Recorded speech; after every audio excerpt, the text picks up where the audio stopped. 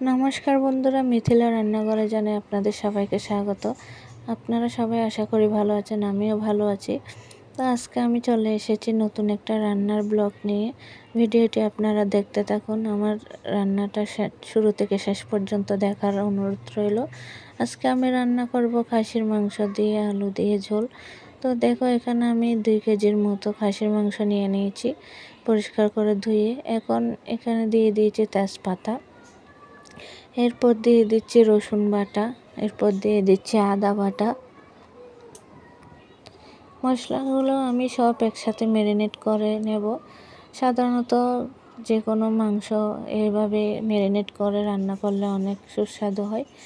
তো এখন দিয়ে দিয়েছি লবণ, এরপর দিয়ে দিয়েছি 2-4 টেবিল চামচ হলুদের গুঁড়া, এরপর দিয়ে দিয়েছি 2 টেবিল চামচ ধনে গুঁড়া, এরপর দিয়ে দিয়েছি 1.5 টেবিল চামচ মরিচের গুঁড়া, ঝাল লঙ্কা আর কি।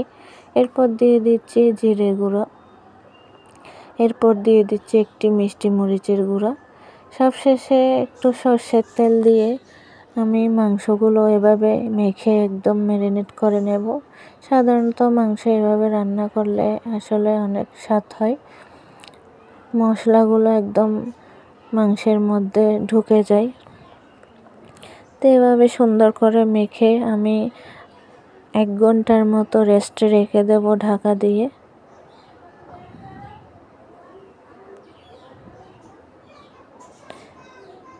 মাংসগুলো ভালোভাবে মাখতে হবে যাতে মশলাগুলো মাংসের মধ্যে ঢুকে যায়। তো এখন আমি এদিকে নিয়ে নিয়েছি, দেখো, আলুগুলো আমি ভেজে নেব।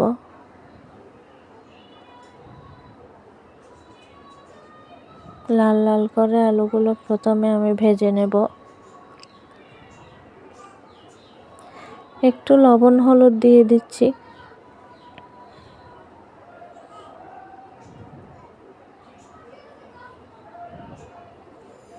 এদিকে মাংস রান্নার জন্য গরম পানি দিয়ে দিয়েছি অন্য চুলোতে। দেখো, আমার আলু ভাজা হয়ে গেছে। এখন আমি নামিয়ে নেব আলুগুলো সব।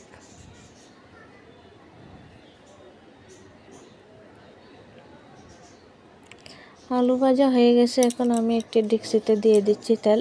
আলু ভাজার যে তেলগুলো ছিল ওগুলো দিয়ে দিয়েছি। এখন ফোড়নে দিয়ে দিয়েছি 2টো দারচিনি আর এলাচ, এরপর দিয়ে দিয়েছি পেঁয়াজ কুচিগুলো ব্রাউন কালার হয়ে আসলে ম্যারিনেট করে রাখা মাংসগুলো দিয়ে দেব।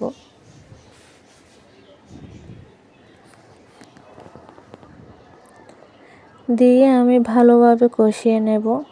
যেহেতু খাসির মাংস একটু সিদ্ধ হতে সময় লাগবে, আর সময় নিয়ে কষাতে হবে। মাংস যদি কষানো না হয় ভালো করে, তাহলে সিদ্ধ হবে না আর খেতেও ভালো লাগবে না। এভাবে ঢাকা দিয়ে দিয়ে আমি কিছুক্ষণ পর পর কষিয়ে নেব।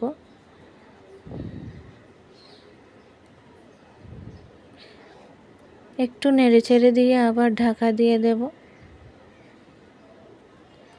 এরপর ঢাকা তুলে দিয়ে দিয়েছি একটু মিট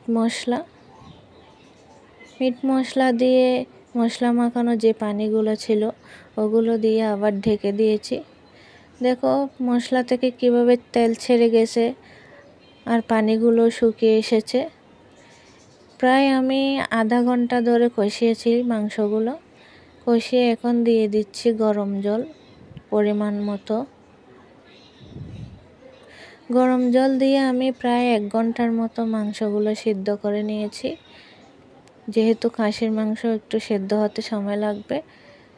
মাংস সিদ্ধ হয়ে আসলে এরপর দিয়ে দিয়েছি ভেজে রাখা আলু দিয়ে আরও আধা ঘন্টার মতো আমি সিদ্ধ করেছি।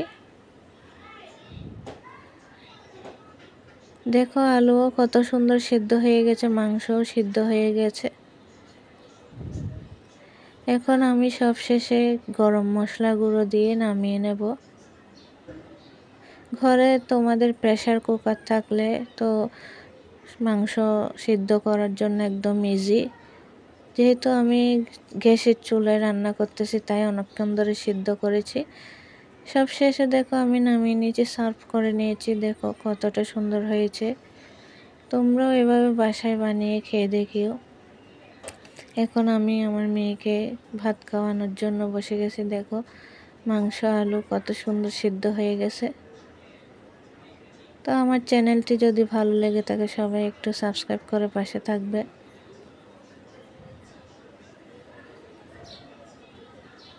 মাটন কেমন হয়েছে অঙ্কিতা? সবাই ভালো থাকবে। ধর একটা মাটন খেয়ে দেখো তো।